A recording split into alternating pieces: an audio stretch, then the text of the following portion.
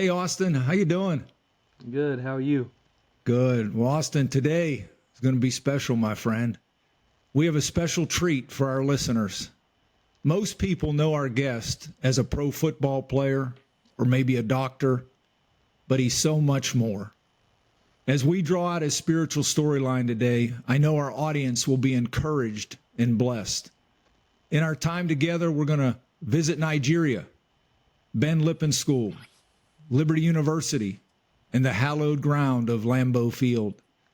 We'll look inside the mind of an otologist, better known as an ENT, the heart of a husband and a father, and through the eyes of a son with a vision for the kingdom. When I first encountered our guest on a recruiting trip in 2001, I was instantly captivated by his bright eyes, contagious smile, hearty laugh, charismatic personality, and humble heart. My spirit could sense that he was one of a kind, a man after Papa's own heart. My wife reminded me just the other day of an example of this young man. We were at a 5-year-old's birthday party, and this little boy was blowing out his candles. And as you can imagine, sometimes young kids spit as they blow out their candles. And all the people that were around the cake, you could see, oh no, how are we going to now eat the cake? And yet our guest took the first piece and everyone felt comforted and they went on to eat the cake. It's my pleasure today to welcome Samkon Gado to our podcast, Awaken Kingdom Culture, where hearts and minds come alive, one story at a time. My name is Ken Karcher, and I'll be your host. And alongside me today is my son, Austin Karcher, the co-host. So to kick off our time together, I could not think of any better way to introduce our first quarter than by the quote of the legendary ESPN broadcaster, Chris Berman, "In Gado, we trust." Sam, welcome. Coach, that's wow. What an introduction. I can't remember one that was more poignant. But thank you so much for having me, Coach. I'm blushing. Well, Austin and I are glad you're here, and it was from our heart. And, Sam, as we kick off and ask you a question here, I thought back to our first podcast when Austin and I were talking about our story, and I shared how my dad, when I was just, I guess, moments old, my mom told me the story that my dad said, hey, let's name him Ken because that's a good sports name, Ken Karcher. And then when we named Austin, his middle name, Andrew, we told him in his growing up days that the reason we did that is because Andrew was one of the first to lead others to Jesus. And so, when you think about the importance of a name, all through Scripture, you see people getting name changes, named by the Father. We looked at you and we thought, what a better way to start, because I think you have a story that I'd like you to share with our listeners about your name, Samkon Gado. Can you give us a little history there, Sam? Yes. We were talking about that names and that very thing just a couple of days ago with a dear friend. But my parents, they decided to name. Well, I guess names in Nigeria. There's a methodology that goes into naming a child, and so for my parents, it was centered around kind of what God was teaching them in that season of life. And so my father was in training, and he was in seminary, and he was learning to preach the gospel. And what he wanted was that he wanted me to be centered on the truth, or the truth of the gospel. And so in my tribe, we name children or sons, they get a title. And so Caldo is the title for the firstborn son. And Gado means inheritance. So my father, in his own way or in his own words, wanted to name me the firstborn inheritance of the truth, or the first, for the first one to receive the gospel, more or less. And so Samkon, truth, Caldo, firstborn in Gado inheritance. So that is what and I didn't even really know that until I was probably my second or third year in the league. My father my father told me there was an actual name or sentence that was associated with that. I didn't even know what Gado meant, and I knew what Samkon meant, but it was very poignant that my parents had chosen to give me a name in that regard, and they wanted me to be someone who represented the gospel and who obviously received that and then passed that on to his own children. So we've aimed to do the same. Samcon, why did he wait till you were second year in the league to tell you that? Do you think, or did he ever tell you? He probably, it's possible that he did, or it's possible that he told others thinking that he had told me, but he actually did it in public. And so I think it was at a church, and I was like, wow, my name had a meaning this whole time, and I didn't really, I was like, Dad, you can't hide that from me. But it's interesting that I think in many respects, I think God called me, or I became awakened to the truth at a fairly young age. And there was never really a time that I would say that was not that was not impressed in my heart, or the truth of the gospel wasn't impressed in my heart. And he obviously did a lot to nurture that. And then, as I grew up, there was another person that grew to nurture that shortly before I left to Liberty, and then after I left, then Coach Karcher took that role, um, and so yeah, so it's interesting how things have come full circle.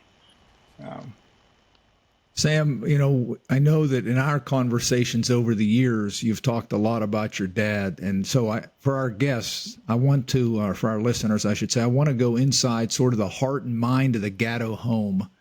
Can you share the influence and maybe the why of how your father has impacted your life from your early years, even to where you are right now today? yeah, I love that question because I'm not asked it often, but that's something I could talk about ad nauseum. My father was, in hindsight, my father was a very well educated man in the sense that he was, trained to be a theologian, but my father is not really a theologian. I think, um, and I would say by extension, my mother as well, though they spent a lot of time in biblical training, they don't, it wasn't really stiff and rigid. Um, but it, you know, their approach was so practical and so down to earth. And so our home was one where there was, dad I grew up afraid of dad. I didn't want to, I didn't want to make dad, I didn't want to make dad, angry. And I mean, a Nigerian home by definition, I think it's, there are rules and there are standards, and you typically hold to them. And there's a very big onus or emphasis on respecting adults and grown-ups. And that was our home for certain. But what was different about our home is that my parents actually welcomed a relationship with us. And that was not as common in Nigeria. It was usually, mom and dad are kind of sitting on their throne. Children just kind of do as they're told, and there's not really much of a relationship there. But I saw my dad change when I was really young. My dad was really more of, a king. But then as I got to grow older, and by the time I went to Liberty, my dad was more like, you know, maybe he was my father, but he was more like a shepherd at that point, and he was more of a friend. Wow. And so, which because of that, because he kind of condescended, it makes me want to hold him up in that kingly position so much, Oh wow.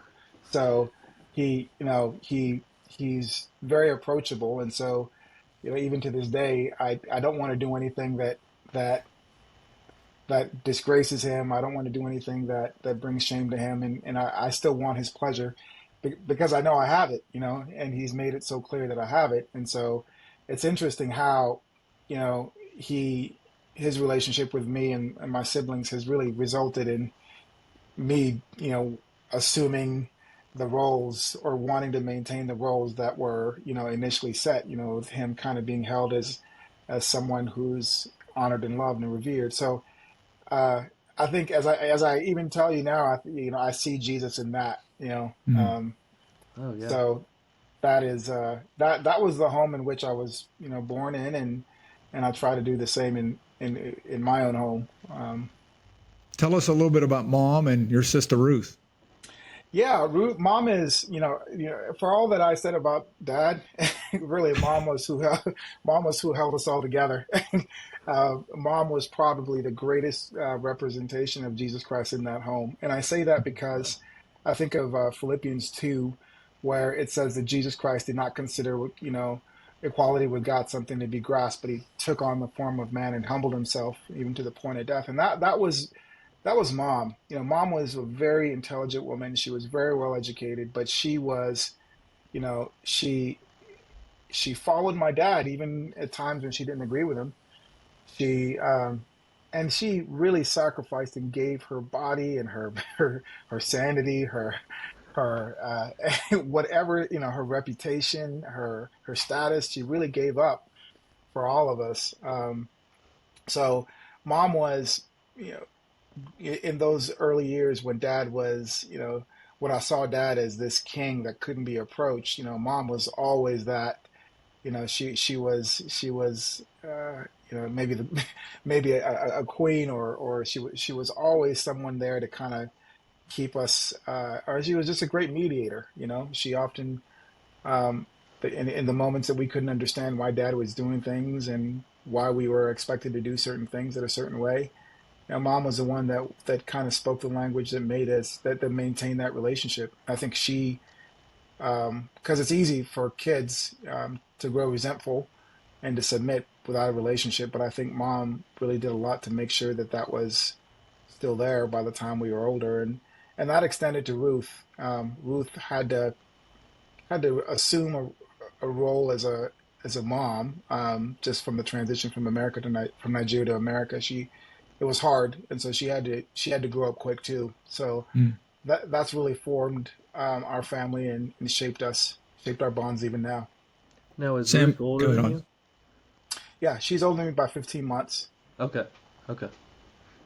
Sam, you sort of led into it. How did the cultural and spiritual differences of Nigeria, which I think you were there till about 2, am I correct? 8. 8. Okay. Hmm. Or excuse me. Yeah, you were born there. You left quickly. You came back, I think, at 2, Hmm. and were there Hmm. till about 8. Hmm. So how would you tell our audience? What were some of the cultural or spiritual differences from your time in Nigeria to then transferring all your family over to the U.S.? Yeah, to there are a lot of cultural differences. I mean, the ones that are most readily apparent is just the affluence, or what's available, not just financially, but in terms of education and resources. But I would say the biggest difference from a spiritual perspective is that in Nigeria you have a heavily, the country split, almost 50-50. There's a Christian sect and there's a heavily Islamic sect, and there's a lot of conflict and tension there. And so as a Christian, we lived in, the Christian side is mostly in the south and the Islamic side is mostly in the north. And we're northern, so we're northern Christians, which is not as Mm. common. And so, of course, where Christians are looking to build churches and establish community in around Muslims, you can expect that that's going to be very volatile. So, there was and is and will probably continue to be really strong Christian persecution. So that's the context in which we were coming from. Church burnings were common. It was not. This happened on a weekly, monthly basis.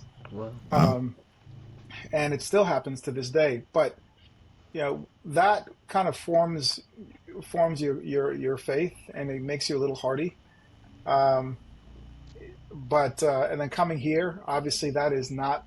You're not. Most churches aren't going to be concerned about their buildings being burned, but it's a different type of persecution. It's indolent, it's slow, it's methodical. It's the one that kind of forces you or encourages you to keep quiet about your faith and where you stand. It's socially unacceptable. You may not be physically persecuted, but you'll be, persecuted societally and maybe occupationally, etc. So those were, those were the hard challenges. But I think the one that stands out the most was just being immigrants in the United States, starting a family. Mm. That was hard. Thanks for sharing that, Sam. I also caught sort of the thread as I've heard you talk at other podcasts. It's obvious that education was important to your parents, right? And even to the point, I guess you were in boarding school both in Nigeria and in the States. Is that correct? Yes, not so much in the States. They were planning to put us in boarding school in the States, but they decided to keep us together. And so my parents, like I said, were by Nigerian standards, they were very non-traditional. So they were very traditional in the sense that they valued education and they pursued education themselves. My dad's a doctor. My mom has, I think, he's a doctor with two masters. My mom has, I think, two master's degrees, and she's a teacher. So they valued education in themselves and they wanted that for their children. And so they stayed here because this was an opportunity for their children to get an education.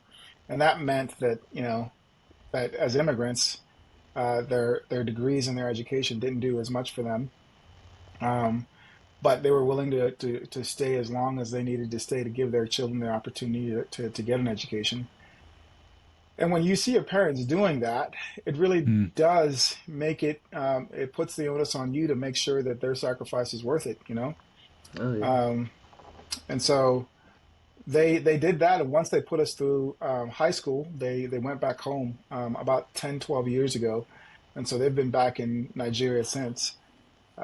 But they did an amazing job of showing us what the value of an education, what that can Mm. afford. But they didn't really it wasn't just about learning books. I think one of the things that my parents did really well that I aim to do even now, I don't think I'm doing it as well as they are, but they understood um, the spirit behind the education and not just the education itself. And so there's, the point is to learn for the sake of understanding who Jesus is, because Jesus is in this subject. Jesus is in math. He's in Yes. English. Yeah, he's not. The gospel is not. You know, I don't know. This is a really bad analogy, but the gospel is like the force. It's Mm. a it's kind of in the gospel is God's character, and if God is the author of everything, then Yes. it's going to be sprinkled in everything. So That's awesome.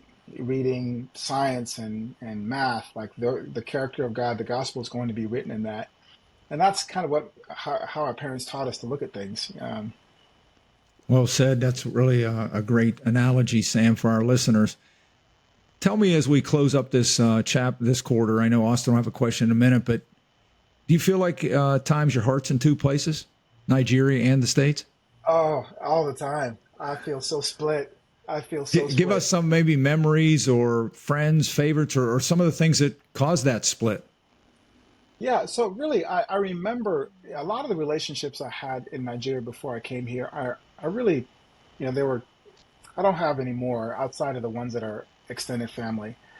But I think from a very early age, I felt this sense that there was a call. I felt like there was something on me um, and I don't like speaking in those terms because I don't think that's for everyone, but I just felt pretty clear that I had a job to do at a fairly early age. And I think God used my time at Liberty to show me what that job is. And when I was at Liberty, it became clear to me that I sensed that He was sending me back there. I feel like Wow. I almost heard Him. It's my sophomore year. I can remember where I was and what was going on. So ever since then, I never wanted to go back to Nigeria. I was happy in America and I didn't like what Nigeria had. But ever since then, it's amazing what Jesus does is that He can take the very thing that, in my time in the Word, I'm reading Acts right now, and you're seeing Paul go from persecuting the church to actually being persecuted for the church. And that's kind of what He did with me. I didn't want to go.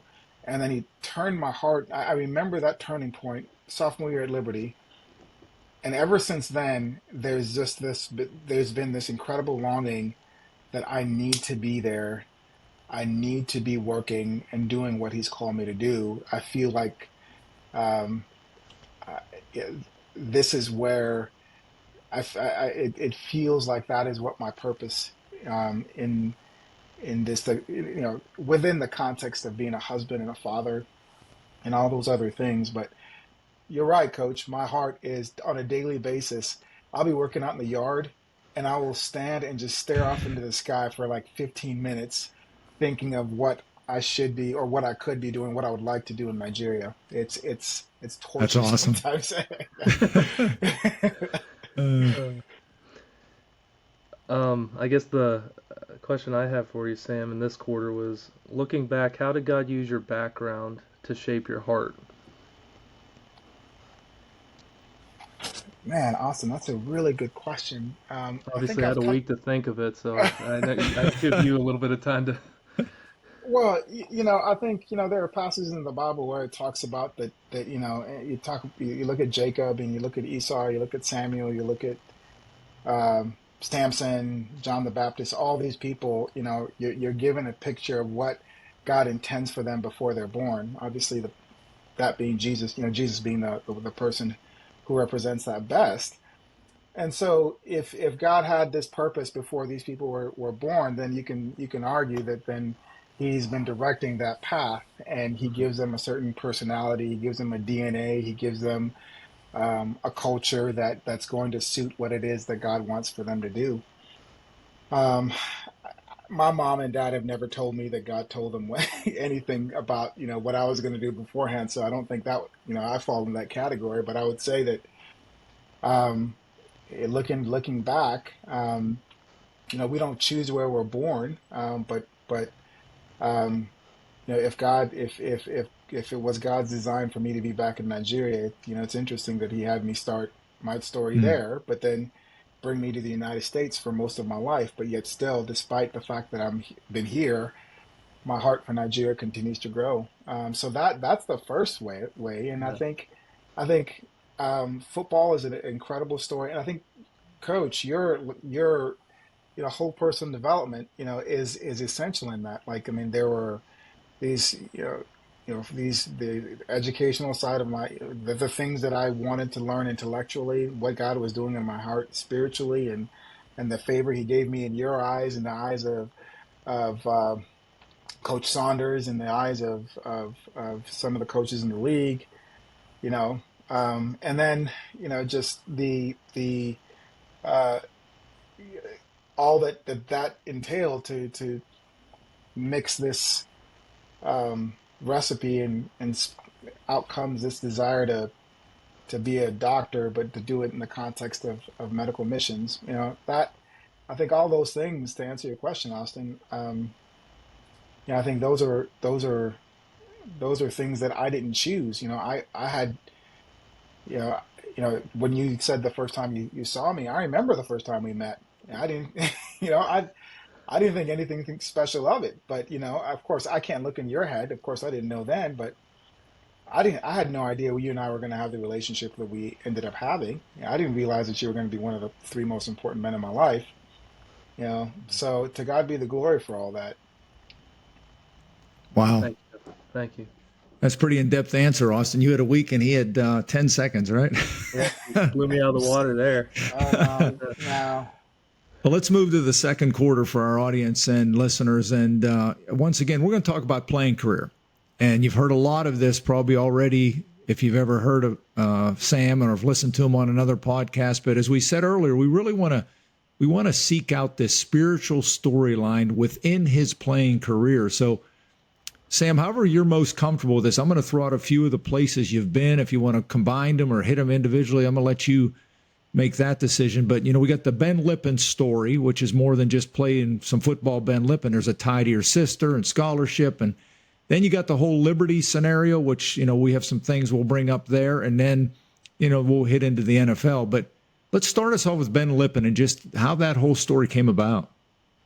Yeah, Ben Lippen was what my dad calls it was an incubator. I think growing up, I was not really, I wouldn't, no one ever thought or expected me to play in Liberty, much less the National Football League. And I don't think anybody expected me um, to even be capable of maybe even going to medical school and becoming a doctor. And a lot of that was just because life was hard earlier on. And life was hard in Nigeria, and for us, it was, it was harder for most people, but for us, it was, it was better, but still, it was still hard for me. And then moving to the United States made life that much even harder. And I think that made me a very, in hindsight, I think I was very, I was on the cusp. I could have gone really one of several different ways. And I was in a public school system in South Carolina, and that was not going well for me. And my parents saw that, and so they said, we don't necessarily have the means, but we know that if we keep our son in this situation, it's going to be not good for him. I was being beat up frequently and being made fun of because of my African descent, and I just was a fish out of water. So they moved me to Ben Lippen, which was a small Christian school, and they felt like that would be a much better environment for me to develop. And that really did allow me, it allowed me to develop as a student. It allowed me to develop as an athlete. And um, and I'm so thankful for Ben Lippen for that, because I don't know if the story would be the same. An oak tree, I think the analogy that I think of is like an oak tree can be a pretty robust and a big tree, but in the early years, just one, it doesn't take much to keep that from blossoming and growing. And I think Ben Lippen really provided that environment for me to grow. Wasn't there a story, Sam, correct me if I'm wrong, with your sister and scholarship issues, or I think you were going to give up your scholarship or something? Wasn't there something about that? Yes, sir. So my parents, it wasn't long after that my parents weren't able to keep me in Ben Lippen, you know, but it became known that there was a need, and this is sorry to do this, but my college well, let me tell you this first, and then I'll go back to this. This is actually going to be pretty funny. So I was, I couldn't afford to go, so they reached out to a family member, to several people, several families in Ben Lippen, and said, "Hey, this family needs scholarship for their children for their children to go." So I was able to get a scholarship for a few years, and um, then we couldn't I guess the scholarship, or whoever had given us the scholarship, wasn't able to do that anymore. And so it was about my junior year, and at that point I'd done really well, and I was going to be the starter on the football team. And so they came to me and they said, "Hey, somebody has a scholarship to give you." And I said, "Well, that's great, it's my sister's senior year, but I don't feel right taking the scholarship if my sister has to go to another school." So then they came back, and the person said, "Well, this person's going to pay for you and your sister." So that was, well, that person ended up being a doctor who had been pouring into me all those years, and is the reason why I was interested in becoming a doctor. And that person, that parent, had a son. That No. son, No. Your college roommate? yes, that's Wow. that What? son, that son had that son was my college roommate, who actually ended up walking on as a kicker at Liberty. and but he was having second thoughts anyway, because he was thinking of transferring. And I remember the story is, Coach Karcher had given pretty strict orders about team rules and team policies, and had made it pretty clear that if you don't follow these team policies, this is the consequence. And the consequence is you're not going to be able to be on this team. He made it clear. Well, my friend was having a hard time, and he was, I think he was having second thoughts about Liberty in general, and wanted to go back and be closer to his parents. And so he used that as an opportunity to get kicked off the team. So, Oh, that's a great segue too, Sam, into liberty. Our conversation about liberty. That is amazing. But I think the thing for our listeners, we don't want to miss what Sam said there is just again the divine hand of Papa in your life, Sam. mhm. Just how he moves and the people that he allows us to cross paths. The tapestry of his story into ours blows me away more every day. Yeah, yeah, His hand is there, and his favor for us is there. It's wow, what an amazing story that is. But so let's jump into liberty, yeah. and we're going to be transparent and talk about a lot. But I have to start by saying this, Sam. Third team, who's that idiot head coach that had you being third team? Yeah, okay. So I've said this every time. I was rightfully positioned on the roster. I knew it. I remember the first game we played. I said, there's no way I want to be on this field. And it was App State. I was so glad you didn't play me. But yet the guy that Dre Barnes, the guy that started, had 155 yards that game. And that was both our first game in college. I was not ready to play. I knew it. I was not. I've always said I was rightly positioned on that roster because people underestimate how good that roster was. And yes, it's third string, but I actually played a lot. Yeah, I started 2 games, but I actually played a lot. you know, like so. Anyways, and for the record, like Coach Karcher, the reason why I think I hold you so dearly, and I've actually shared this with my wife, is because I think my relationship parallels, or my relationship trajectory with you parallels with the relationship trajectory I had with my dad. So I grew up Wow. scared of my father. And then I got to know, then over time, my father became a friend. I got to know his heart. And the first 2 years at Liberty, I was scared to death of you. Scared to death. It wasn't, I think it wasn't until we spent some time outside of football, I got to see your heart around your family. And I was like, this man is amazing.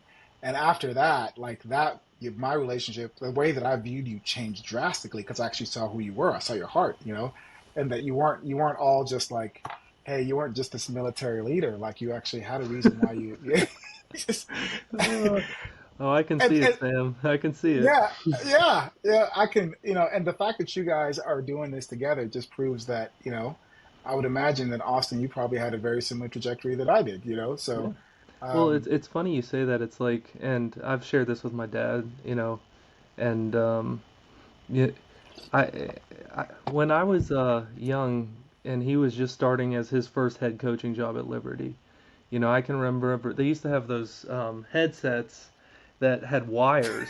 They don't have that anymore. So you used to have someone set aside to hold the wires. So my dad held, he had me holding those wires for the first few games, and I can remember stepping back and after a few games not wanting to hold his wires anymore. And I wanted to go down in the end zone and watch the games. And I can remember saying, that's not the dad that I know. I mhm. mean, that kind of losing himself when things aren't going well, and you know, it's funny how, that was kind of my perspective as a young boy. But then now I've been a player and I've been a coach, and you know, I see my dad struggling through the deception of all these things that he's being told as a head coach or as a person, trying to understand, okay, this is who I am in Christ, but also I'm in this world of performance, and I'm expected to, perform. And I could see the pressure of him in that moment, and it's amazing how God has changed my perspective from, you know, I know my dad's not a perfect person, but I know that his heart, you know, is always been, chasing after God. And what's been cool is just watching how God has transformed a lot of his story just in that. So, no, I definitely get how you're talking about, seeing, the humanity in my dad, especially initially, but being his son, I also watched behind the scenes and him just, love his players. And I've also seen him, love me and my brothers and sisters as well. I think before Coach speaks, I think I want to echo those sentiments because as we're speaking about liberty, I think one of the things that I've come to understand in the same way that you understand now as a father, and is that I have four sons, and what I'm learning as a father, what I'm learning as a doctor, is that if you're going to do things the right way, you have to understand that most people aren't going to be receptive to that. And that if you're going to do things, I think, as God intends for them to be done, it's not flashy, it's going to be hard. And, Jesus did say things like, eat my flesh, drink my blood. And he said things that were very, very difficult for people to accept. And Mhm. it's, I think that's often lost, that's often lost. But the reality is, like, once I saw Coach's heart, his behavior never changed. His Right. expectations never changed. He Right. was still, I mean, I would say that his expectations probably got higher because now I was capable of more.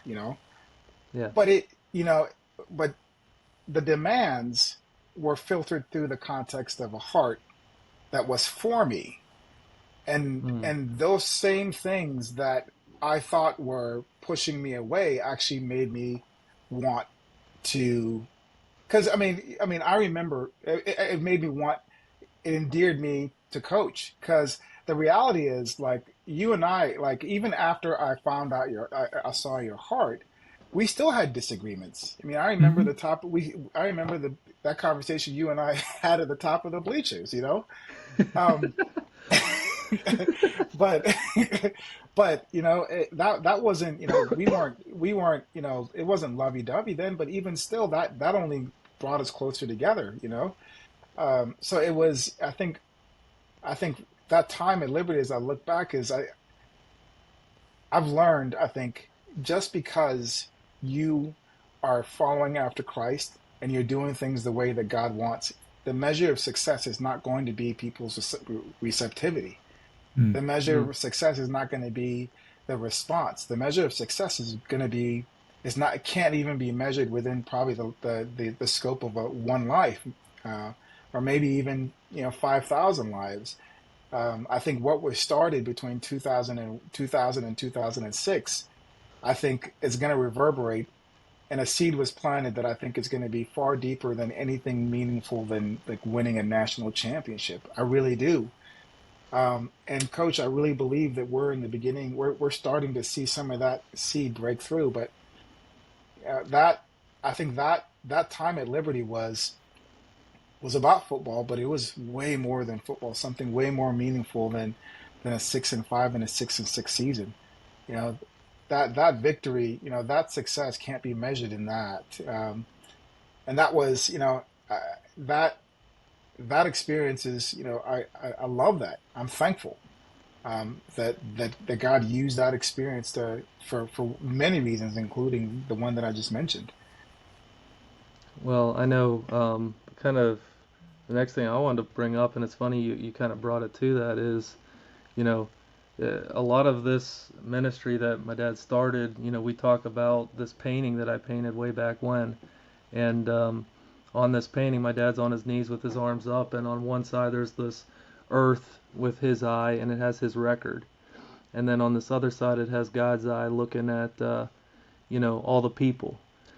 Well, you were one of those people I painted in that, and not that saying that my dad was the end all be all in that, but just seeing um, how God was moving and working in so many people's lives in that time, in the midst of the circumstances or the records. So, I look at that time as a little kid, and you were one of the people that I looked up to and thought so highly of, and a lot of it had to do with just your faith and your perseverance and who you were and pushing past maybe the labels or the positions that you maybe started like a third stringer and working to surpass so many expectations to be the player that you ended up being. And I just hold such great respect for you and, from my perspective. You know, the feeling is mutual, from Coach. So at church today, the sermon was on a rule of life. Well, it was actually about Galatians 5 and the fruit of the Spirit and walking with the Spirit. And at the end of it, he talked about, um, you know, practically speaking, and he called it a rule of life, which is just a framework by which you look at life. And he encouraged all of us to have a framework by which we look at our lives. Um, and it was funny. And so he showed one framework, which one guy used. He said it was prayer and rest and work and ministry. And I just thought to myself, like, he was teaching the church this. And I was like, this has been part of my life for over 20 years. Mm. You know, and even my own children, we, every single day, I pray for my children, Luke 2:52, intellectually, physically, spiritually, and socially. Like, and everything I do in life, I set aside. There are four categories: intellectually, physically, spiritually, and socially. To this day, it's not even. I don't think about it. That's just who I am. And I think to myself, and you know what he said? He said that this framework was very essential in helping you. It's not about the framework. It's about the framework allows you to become a person. And I just thought, if I've been doing this for 20 years, I can't divorce that from the person that I am now. Mm. You know, Mm. I can't. If this has just been something I've been doing for my whole life, or for over half my life, it's had an effect on me. Um, and that effect, and I'm just thinking, one of the things my wife said was that she loved that I did that when we were dating. She loved that I had these goals that I set out for myself in these four areas every single quarter. Um, so I mean, that was important in helping me find my wife. I've got four sons. I pray for them in that same way. I pray for them intellectually, physically, spiritually, and socially. I know where the areas of concern are for each of them, and it's different. One son, I'm not worried about him intellectually. My concern is that he would actually learn the right things. One son, one one son, I'm not worried about physically. He's very physically gifted, and my prayer is not that he would grow in stature, but that he would not put his identity in that. And where did that come Yes. from? That's that came from you, Coach. So yeah, I mean, it's Coach, like who I am. I think in the eyes of God, in the realms of heaven, as it's being planned, who I was going to be was never. I don't think was ever going to ever be divorced from you. Um, I think my dad did what he could do, but what my dad gave me was not, my, whole person development, Luke 2:52, that came from you. That didn't come from my father. Which isn't to say that my father didn't lay the foundation. He laid a very good one. But I think of all the lives that potentially could be blessed from Luke 2:52 and whole person development, that I don't even talk about that in terms anymore. That's how I and Coach, I rejoice and I thank God for your suffering. I rejoice and I thank God for your failure, um, or your perceived failure. Um, I'm so thankful, that you bore those marks.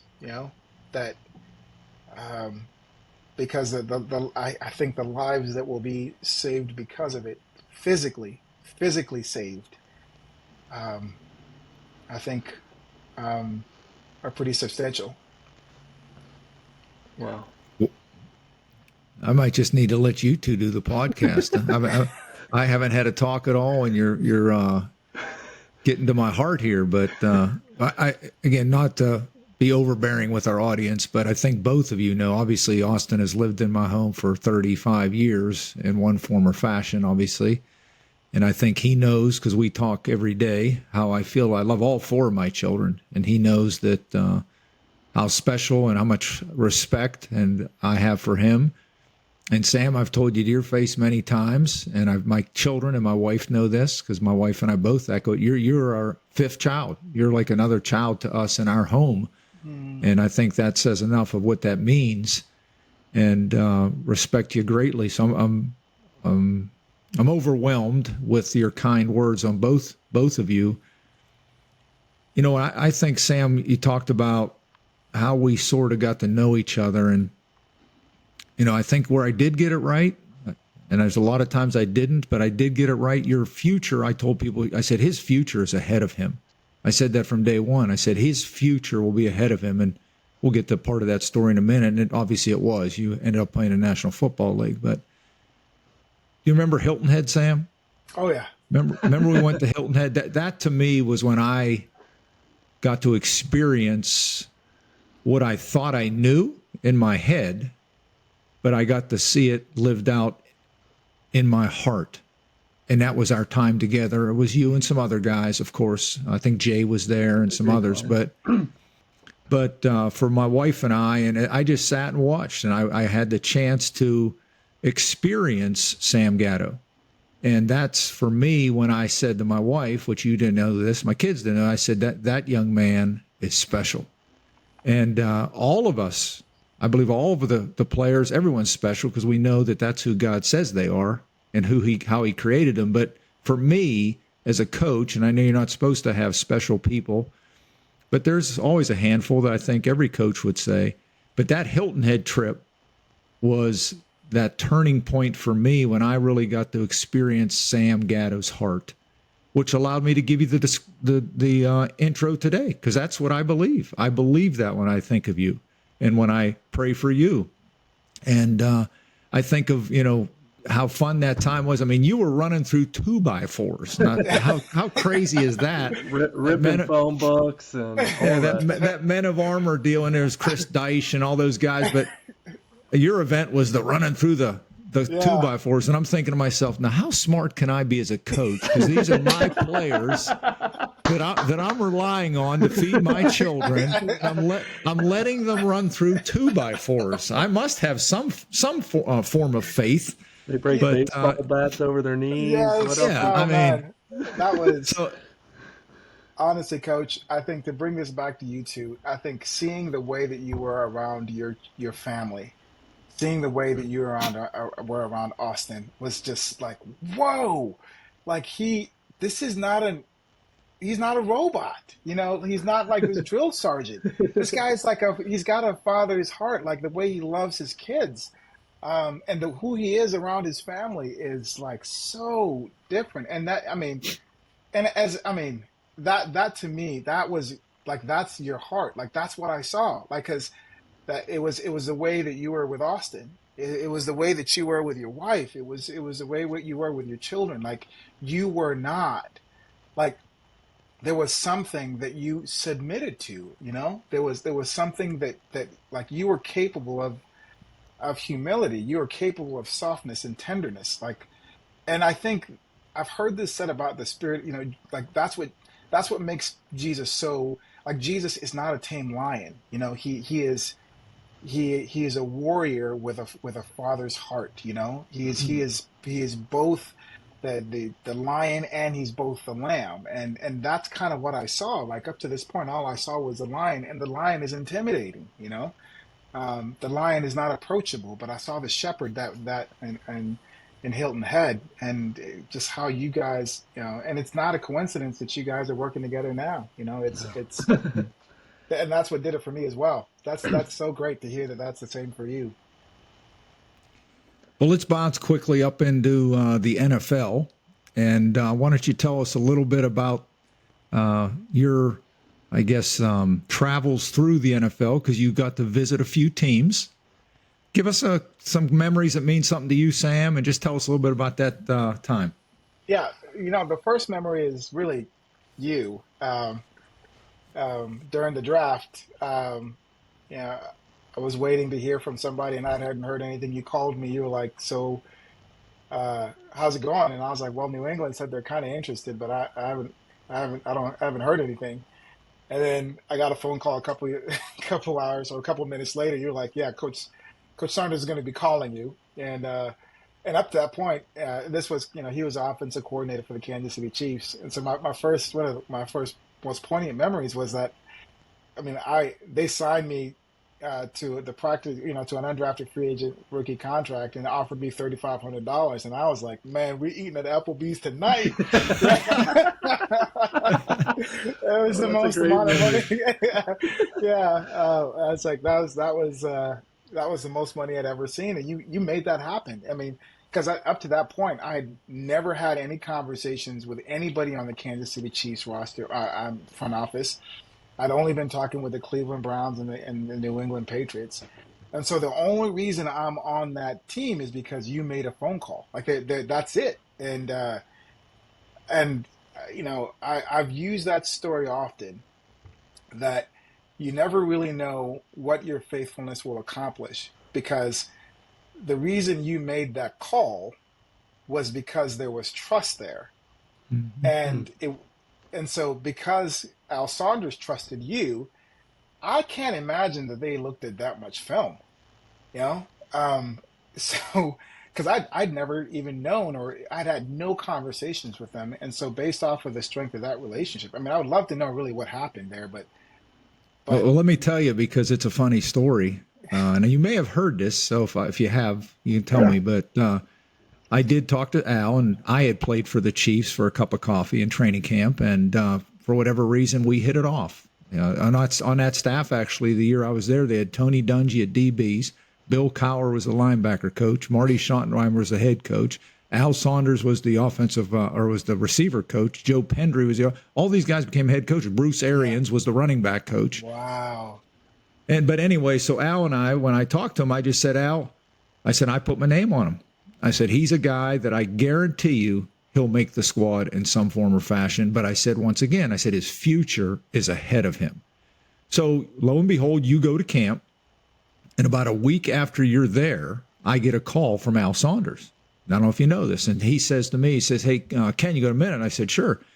He goes, you know that guy Samkon Gado you sent? So I'm thinking, uh-oh, did something negative go on? It was the way he was talking to me. And he said, I just want you to know that he is exactly what you described. He said, I'll give you an example. He said, in our first rookie meeting with all the draftees and free agents, Sam was the only one that had a pencil and a tablet with him in that meeting day one.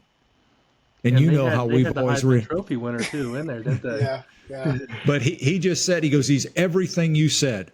And so didn't shock me because, again, like I had faith in you, I figured Sam's going to be Samcon. So that was the backdrop of that story and how you validated what I was able to say would be the case. And like you said, it's trust on both parts. So yeah, go ahead. yeah. So you have your quick little time there and then go ahead. Yeah, so they have to let me go just because of roster moves. I was on the practice squad. They kept me on the. I played zero preseason snaps, and they kept me on on the practice squad roster for 4 weeks after the season. So eventually, the season there were just too many injuries, and they needed the roster spot, so they let me go. And I think they were planning on bringing me back, but then the Packers picked me up on their practice squad and a couple, 2 weeks into my time there, like two guys go down, and at that point they'd already had two guys go down, so they have to play me, and they throw me in a game, and before I know it, I'm playing the whole game against the Steelers, who would go on to win the Super Bowl that year, and yeah, it was a pretty compelling season that year. I think the next week, correct me if I'm wrong, was it Atlanta? You had 3 touchdowns. Was that Yes, the next week? the following week, I started officially and had a pretty good game. Yeah, you was in front of a lot of your family, and I think you even have a record that only at that time James Lofton at 78 was the only other rookie to score 3 touchdowns in a game. You were rookie of the week twice, and the rookie of the month, I think, in November. So it turned out pretty good.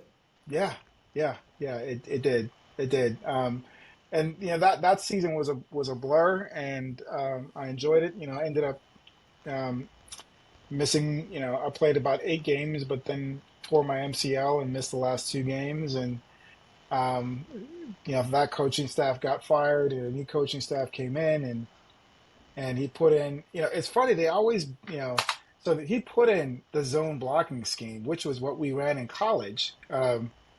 And uh, um, And then the starter came back, and I just, one of the things that I learned about myself was all those years at Liberty. I think the reason why I played so well was because I was playing in multiple facets of the game. I was getting in the game and feeling the flow. And I think it just was difficult to play spot duty, to come in, on, second or third down, get a first down, and just be ready. And anyways, I think it ended up being, I ended up getting traded to the Texans, and I backed up running backs there, and essentially just served as a backup role the rest of the time that I was there. And during that time, I struggled because I thought, well, I was doing well that first year, and I expected, my trajectory to go this way. But I think the Lord was teaching me that He was not intending, this was not a permanent stay for me. This was not the purpose for which He had me. That, I'd known at that point that I wanted to go to medical school, or the Lord had put it on my heart to go to medical school, and the Lord had put it in my heart to go back to Nigeria in that capacity. And I remember before it even started, I just said, "Hey, Lord, I just want to play 4 years so that I can pay for medical school," and that's ultimately what I ended up doing. So yeah. So it was. Well, Austin, why don't you ask Sam what I know you have a question, and why don't you lead us into the third quarter? Okay. All right. So, were there any intimate moments in your football career that only God and you would know? For example, for me, there's been a lot of times, like nights before games, I would be all by myself. I can remember being at Geneva College and sitting on there was like steps at the top of the field, and looking down at the field, and just praying to God and spending time with Him, and just saying, God, whenever my opportunity comes, please, allow me to be ready and use my ability for your glory. I mean, is there any intimate moments like that you can just like flash back to? Yeah, there were several. There were, I'm thinking of times that I was spending in my apartment, where when things were going well, um, how I didn't want to get carried away. And so I remember that first year, after practice was done and after I looked at my plays, I turned off the lights, and I would just fall flat on my face in my, one bedroom furnished apartment, and I would just plead and ask God that I would not lose my way, that I would not get carried away, that I would not think that all of a sudden I was something that I was not. Um, and I was just asking Him to help me keep this with an open hand. And when you ask that, you have to be prepared for God to say, "I don't want it to look like you want it to look like." So, so that's one. I think another was, they put us in hotel rooms before games, and I would at times, I wasn't, burying my head in on the floor, so afraid to get carried away, but on the other end, I was, so afraid not to get cut, so afraid to make a mistake, so afraid to miss a block, so afraid to miss a read. And I was begging and praying and asking God to help me play well. Mm. And I think in hindsight, really those moments were just, I was putting my identity in myself as a performer, It Yeah. didn't matter, I wasn't playing in freedom. And so those were some pretty intimate moments that no one really knew. Well, thank But you for sharing those. absolutely, absolutely.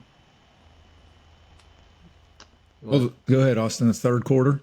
so the third quarter, you know, goes along with Dr. Gado. And I can't say that name, so I know you practiced all week. You want to say it, Dad? I don't even know if I said it. Did I say it right, Sam? No, Ontologist? oto otolaryngology. Not even close. ENT. ENT. That's all right. Yeah, Wow. yeah, What a word. What a yeah, word. and that's actually the shortened word. Yeah, Really? yeah, that's actually the shortened word. Well, It's tell us it's what the long one is. The long one is otorhinolaryngology. So, which is oto is ears, rhino is nose, Right. laryngology is throat. Yeah, oto Do they make you or say that to pass the nah, bar? nah, nah. It's ENT, ENT.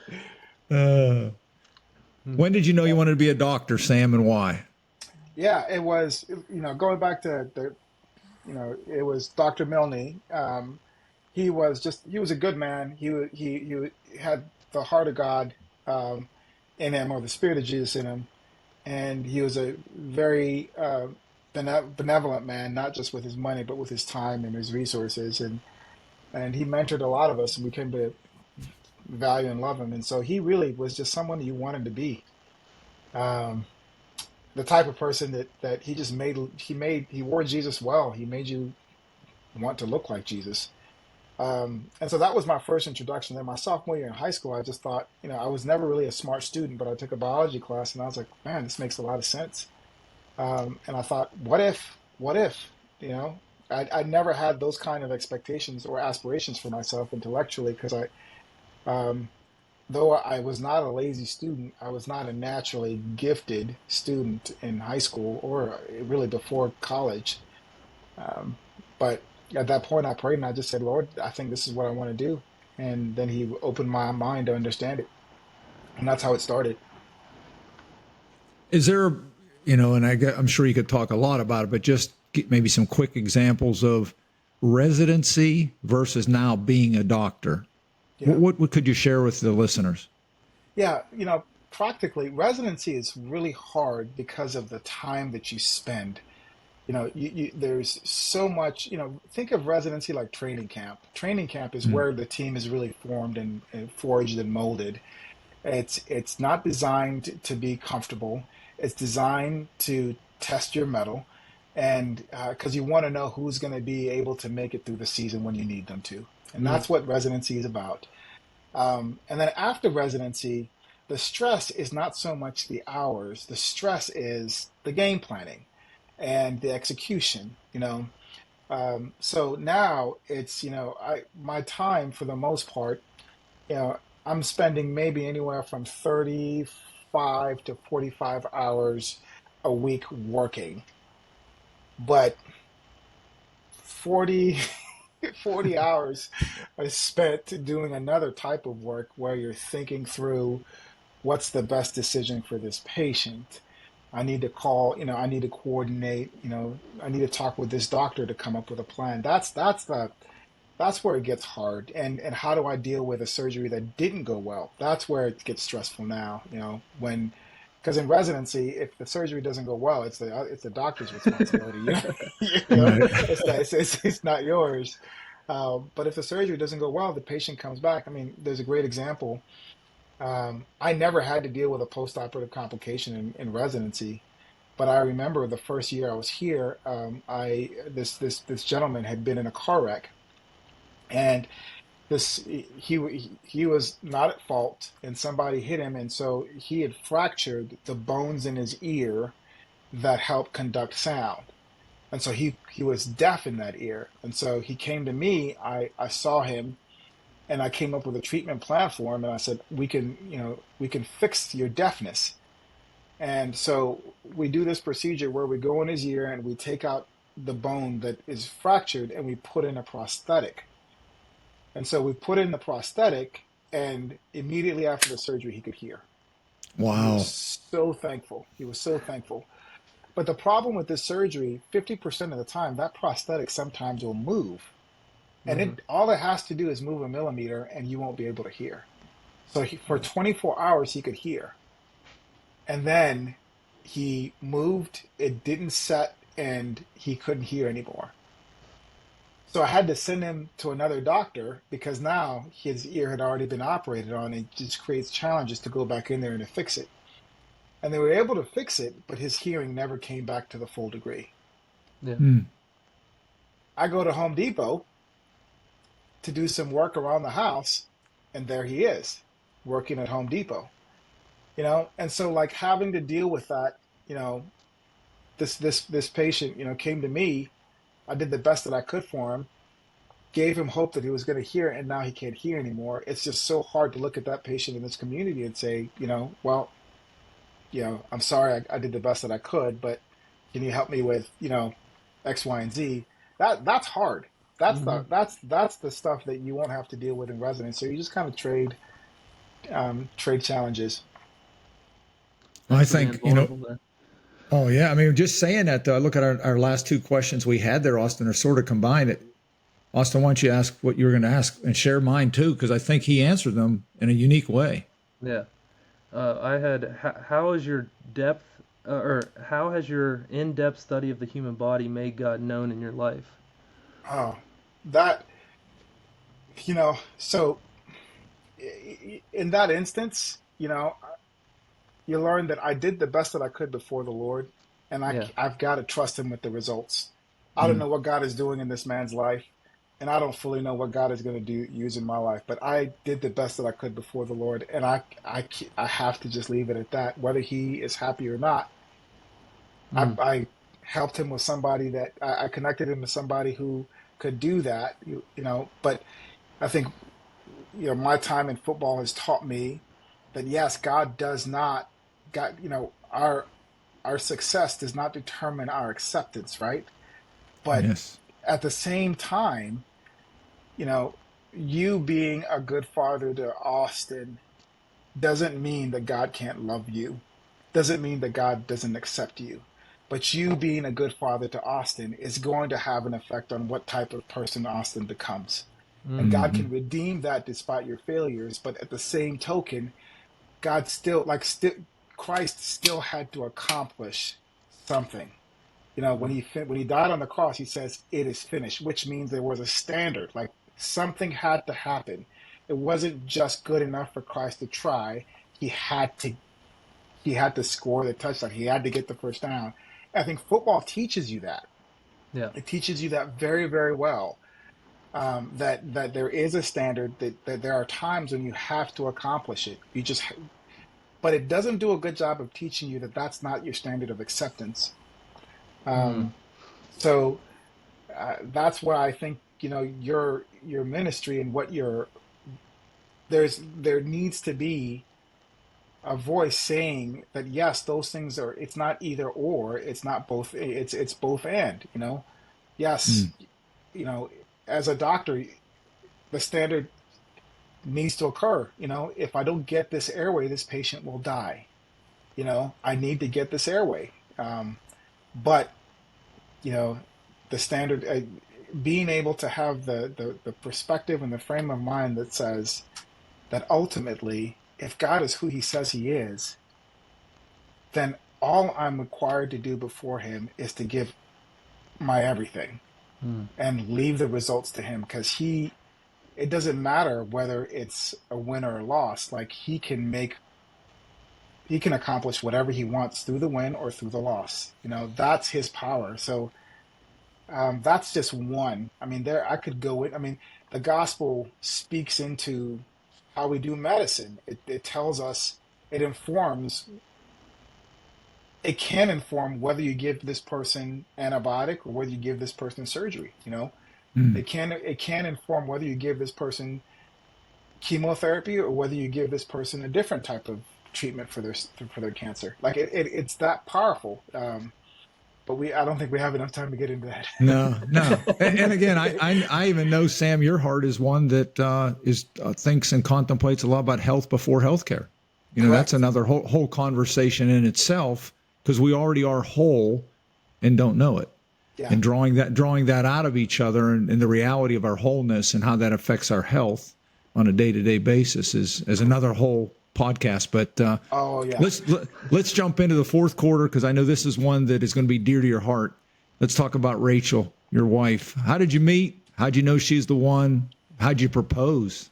Oh my gosh. I'm really gonna try to make this quick because this could take a whole hour in itself. But the short, so I was playing for the St. Louis Rams. I got picked up on their team just a few days before I met Rachel, and Rachel had been working for a catering company that catered our lunches during the off season. And so she had been assigned there for just 4 days. And during the 4 day period, which was at that point, I'd been there for maybe about a week or so, I ran into her and I was not trying to hit on her because I'm not I'm not stupid. I did not I did not want to make Coach Spagnolo angry because he had said he doesn't want any kind of fraternization. And I wasn't there to find a date. I was there to make the team. I'd been out of football for about a year and I was fully focused. I was there to make the team, not to try to get a date. And so I saw her and I was just being polite. I thought she was going to be serving our lunches the whole year, the whole off season. So I did to her what I did to everybody. So I'm establishing that I was not trying to get her to know her name. I said, "Hi, my name is Sam. It's nice to meet you. Thanks for So I wasn't even thinking in that way. And then I overheard her mentioning that she was in between undergraduate and grad school. She had finished undergraduate early and was going to be going to graduate school. And I overheard her mention to somebody that she was a molecular and cellular biology major. And I was like, wow, that sounds smart. Um, so just making conversation, I was like, hey, yeah, you were a molecular and cellular biology major? She said, yeah. I said, well, I took a lot of those classes because I was pre-med in undergrad too. And she was like, oh, yeah, well, where'd you go to school? And I said, well, I went to Liberty. It's a small Christian school. And then she said, oh, are you a Christian? And I was like, oh, that's not a question that you typically get asked by people that Right. aren't Christians. And I said, well, yes, I am. So we started talking about how you become a Christian. And it was, this was, and so it was a very strange start to the conversation because she was like, I can't, I grew up in really the Baptist tradition where you got to make a decision for Christ. Um, Yeah. and so I was like, well, I guess I, I made the decision when I was 12, but I was told that I became a Christian before that. And so she was like, yeah, I don't ever remember making a decision, but I just know that I've been walking with the Lord my whole life. Um, Mm. and so, because, she was raised in a Christian home. And so then we started talking about John the Baptist and Samuel and Jacob and Samson, these people who God has set aside for himself before they're even born. Like, when did they make their decision? When did John the Eh, Baptist make his decision? You know? All right. And so then this is a pretty interesting start to a Oh, conversation. And so absolutely. so I'm like, man, this girl is smart and she's pretty. I mean, I knew, but she actually loves the Lord and is actually able to engage on this level. And I said, well, it was nice talking to you because I still was not crazy enough to even try to get her number. I said, well, I'll see you tomorrow. And at this point, I have a car appointment. I'm like, I'm late for it. My O2 sensor for my car hadn't been working, and I was supposed to be at the shop like 30 minutes before that, but I couldn't stop talking to this girl because it was amazing. And then I said, "Well, I gotta go. I'll see you later." She was like, "No, you won't. Today's my last day." And I was like, "Yes," because she's not working there anymore, so I can get her number because she's not working in the building. So so now the rules didn't apply, and so I asked her if we could go out for coffee a week later. We went out. It was a dud. It was a complete dud. I think she was nervous. I was nervous, and wasn't gonna ask her out again because I didn't want to get her hopes up. And then our buddy who was mine was like, just give it one more try. And so we went out a second time, and that's when she got me. That's when she got me. And it wasn't long after that that we were engaged and married. So that's how we met. Awesome. Tell us Cool about your story. boys quickly, Sam. How would you describe your four boys, whether it be Yeah. individually as a whole? What do you want us to know about your kids, the Yeah, listeners? yeah. So I mean, they're obviously they each have their own character. Judah is the oldest. He's an engineer. He's an architect, or he's got an engineer's mind. He's very analytical. He's a leader, but he's more the things that he has to learn is that people matter more. And but he knows the rules. And he has to learn that there's a spirit behind the rules. But he's a very intelligent dude. He's an engineer at heart. Nathaniel he reminds me of my dad. He reminds me of myself in many respects. He's a very, soft-hearted guy who is very athletic, really fast. Every time we play football, I feel like I'm a pop a hamstring because chasing after him. He's 8 years old. Rafa is he's a quirky, fun-loving. He is the life of the party. He is a lighthearted dude who is so soft and endearing. Like from the moment he could talk, he would go out of his way to say, "I like your shirt" or "I like your shoes," and he's so complimentary at a young age. It's uncanny. And then David is like the best of them all. Like he just has everything that they do. He does it like just a little bit better. He's 3 years old, but he kind of runs the show. You know, he's 3 years old and does not think he's the youngest. He thinks he's the oldest, and he's pretty sure of himself. And can hang with his older brothers. So that's our brood.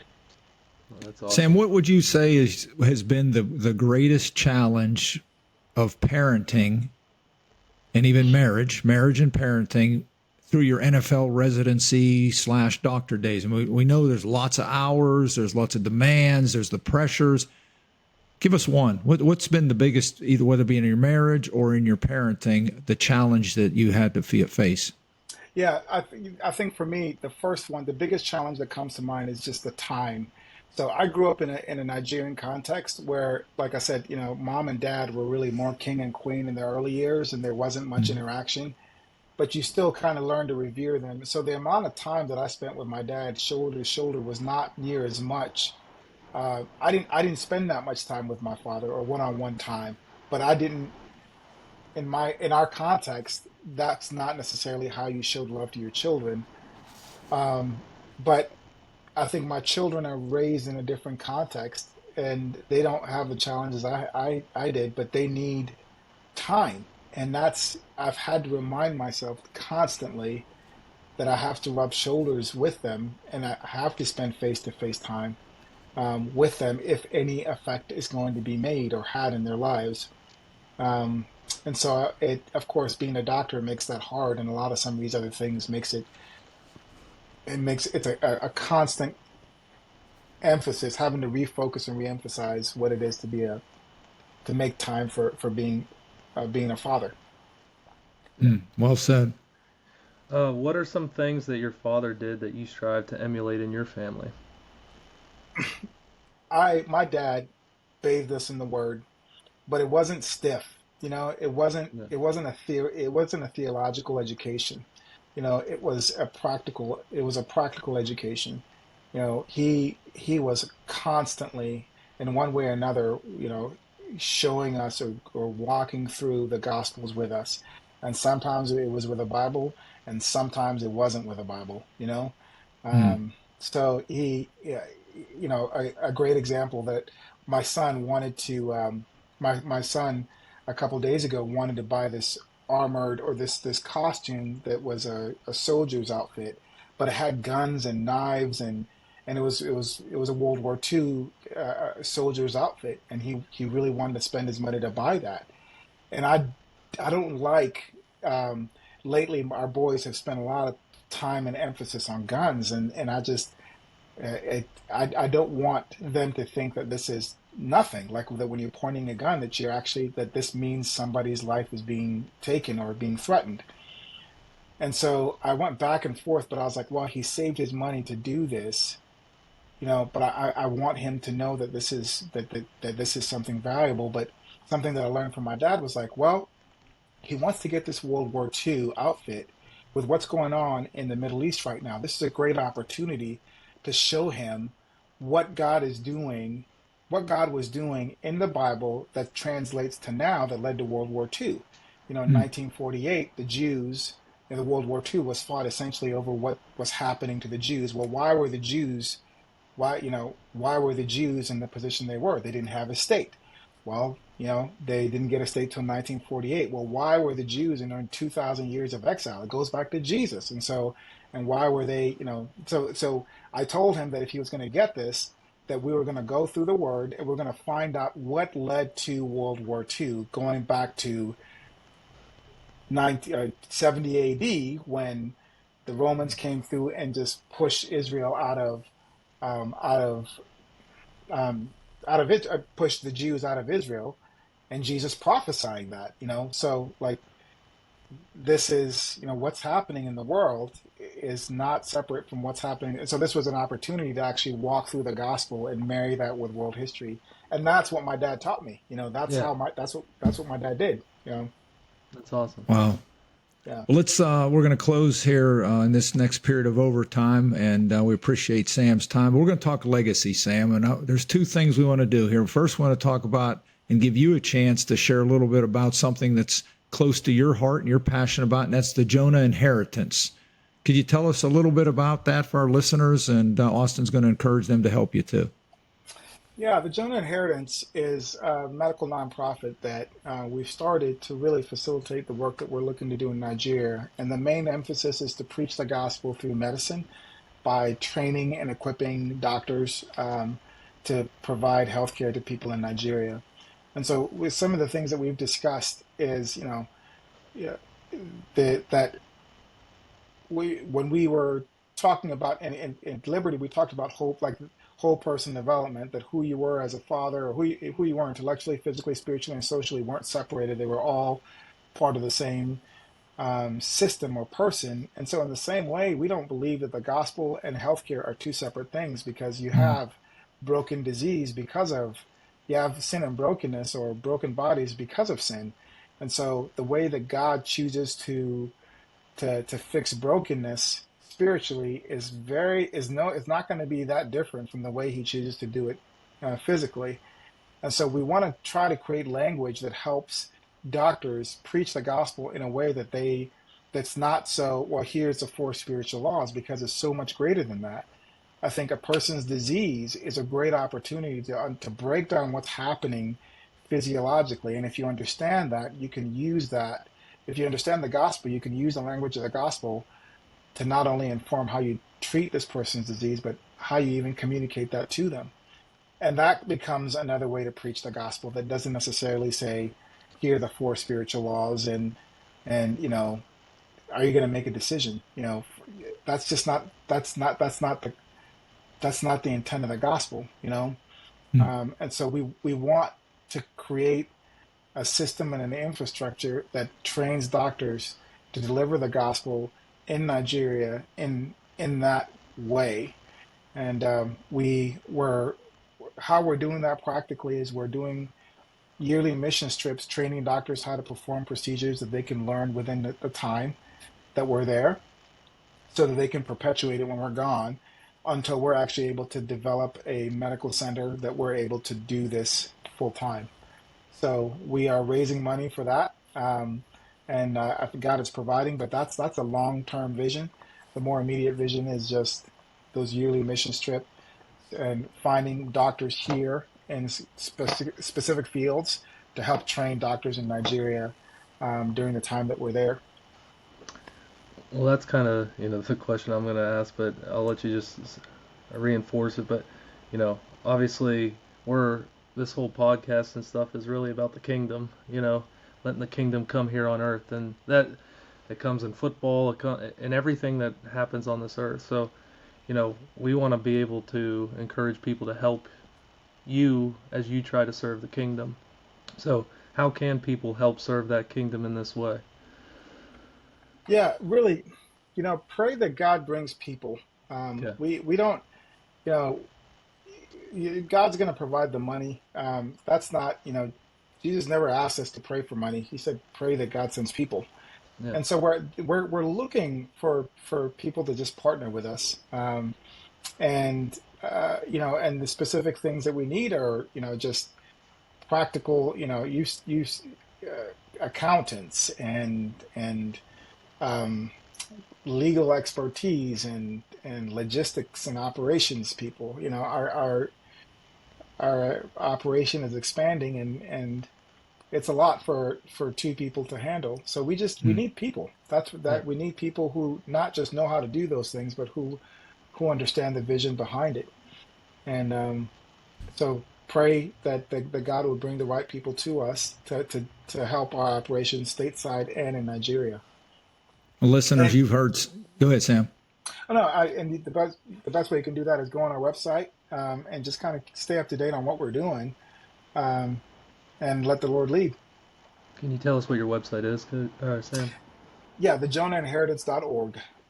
Okay. JonahInheritance.org. And, as Sam said, this podcast will touch somebody that we're even unaware of.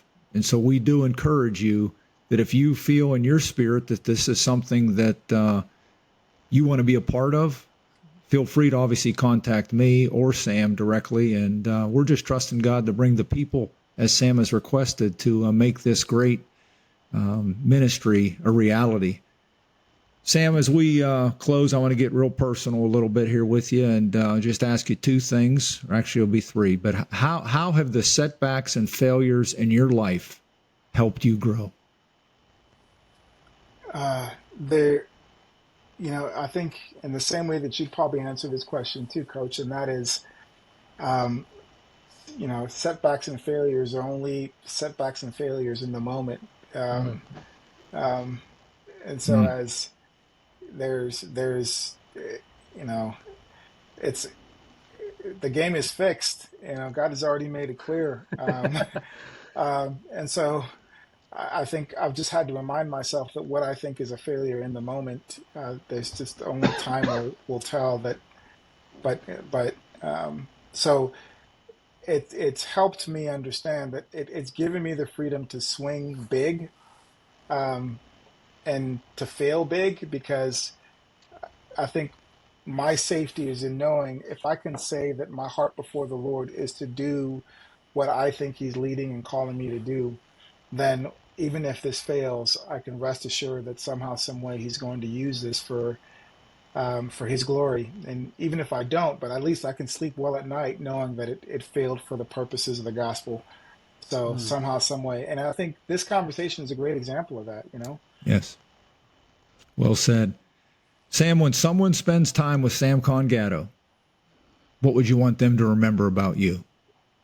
Yeah. I really would.